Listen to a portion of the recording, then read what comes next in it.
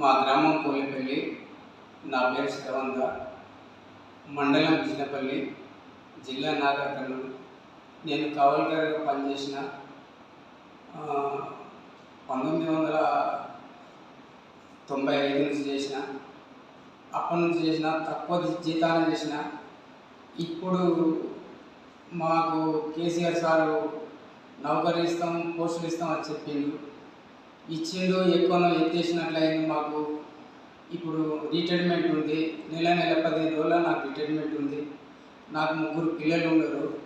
2 ఆడపిల్లలు, 1 మగపిల్లాడు ఉన్నాడు. ఆ మగపిల్లాడు కూడా చదువుకున్నాడు.